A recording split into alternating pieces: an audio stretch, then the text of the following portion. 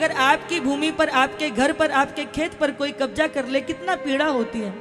आप यदि गौ माता की भूमि पर, गोचर भूमि पर कब्जा करोगे तो इससे पुण्य मिलने वाला नहीं है।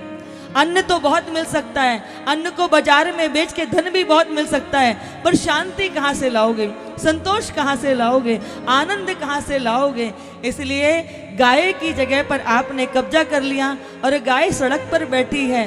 गौ माता में ही आपके देवी देवता विराजमान हो रहे हैं, इसलिए गऊ को उनका घर अवश्य दीजिए, गौ माता की सेवा कीजिए। पहली रोटी प्रत्येक घर से गौ माता को निकालिए और आखिरी रोटी आप कुत्ते को दीजिए। हर जीव का अपना अपना भाग है। एक रोटी में से चिड़िया को भी दो, हाँ, मछलियों को भी दो, कौओं को भी दो, गिलहरी को भी दो। जो हम ये कहते थे ना कि इसके नक्षत्र बुरे चल रहे हैं, इसका बुध बुरा जो है भारी है, शनि राहु केतु, तो कहते हैं, वो क्या कहते हैं, चिड़ियों को दाना डालो, कुत्ते को रोटी डालो, गऊ को रोटी डालो तो आपके ग्रह शांत हो जाएंगे। तो बंधु, हमारे ऋषियों ने तो पहले से ही कहा था कि रोटी गाय को निकालो पहली, हाँ, कुत्ते को दो, चिड़ियों को दो। तो हमारे घर में कभी चित्त में क्लेश नहीं होता था, हमें कभी नवग्रहों की शांति कराने के लिए पाठ नहीं कराने पड़ते थे, क्योंकि ये तो हमारे ऋषियों ने हमको दिया ही था। लेकिन अभी हमने सब कुछ बिसार दिया है। यदि आप अपने घर में शांति चाहते हैं, जीवन में शांति चाहते हैं, तो सब जीव को उनका उनका भाग्य दीजिए, तो आपके जीवन में, आपके घर में शांति बनी रहेगी। ठीक है। दूसरी मैंने एक और बात कही थी, क्या कहा था कि घर से झाड़ू निकाल करके, कूड़ा निकाल के सड़क पर नहीं फेंकना है। अपने घर की गली, अपने घर के बाहर सफाई रखने की जिम्मेवारी भी आप सबकी है। आपके गांव की गलियां चमकनी चाहिए, ठीक है ना।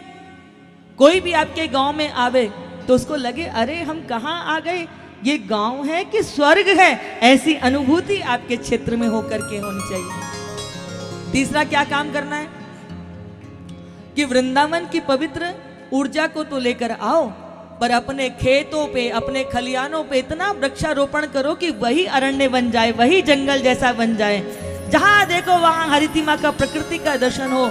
इसलिए हर वर्ष संकल्प लो कि अपने माध्यम से 11-21 पेड़ हम जरूर लगाएंगे, अपने पूर्वजों के लिए, अपनी भूमि के ऋण को उतारने के लिए, अपने आने वाली पीढ़ियों के लिए, कि वो पवित्रता के साथ स्वच्छ वातावरण में अच्छी ऑक्सीजन ले सकें, उनको फलदार वृक्ष हम देके जावें, उन्हीं को हरितिमा देके जावें, ऐसा सत्संकल्प लीजिए। और दूसरी बात कि जो आप अपनी संतति को धरती पर लेकर के आए हो, इनको समझदार, योग्य नागरिक बनाना ये हमारी जिम्मेवारी है। आपके बच्चे खूब आगे बढ़े, देश दुनिया में नाम रोशन करें, बहुत बहुत आशीर्वाद है। पर हम इसके अलावा भी एक बात कहना चाहते हैं कि आपके बच्चे कलेक्टर ना बने तो कोई बड़ी बात नहीं है, पर आपके बच्चे अच्छे इंसान बने, इसका आप सबको जरूर सत्प्रयत्न करना है। और वो सिखाने से नहीं आएगा, करने से आएगा। जो आप करोगे वही बच्चों में आएगा। इसलिए घर के अंदर गंदे अभद्र बातों की चिंतन मत कीजिए, गंदे शब्द मत बोलिए, बच्चों के सामने गाली गलौज मत कीजिए। ये जो आप दुनिया भर की गंदी चीज़ें खाते हैं, क्या क्या, तंबाकू खाते हो, बीड़ी पीते हो, हाँ, और क्या करते हो, शराब पीते हो, जुआ खेलते हो। अभी आपके गांव में आए थे तो हमें वो क्या होता है, वो मुर्गियां पाल रखी थी, हमको अच्छा नहीं लगा। अरे किसी जीवात्मा को कष्ट देके धन ये सुख नहीं देता है ना।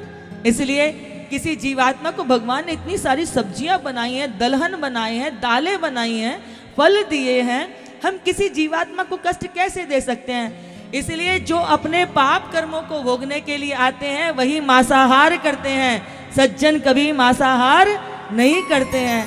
इसलिए भोजन शुद्ध, वाणी शुद्ध, बुद्धि शुद्ध। फिर देखो भगवान भी कहेगा कि देखो मैंने इस व्यक्ति को धरती पर भेजा, इसने मेरा कार्य किया, हाँ,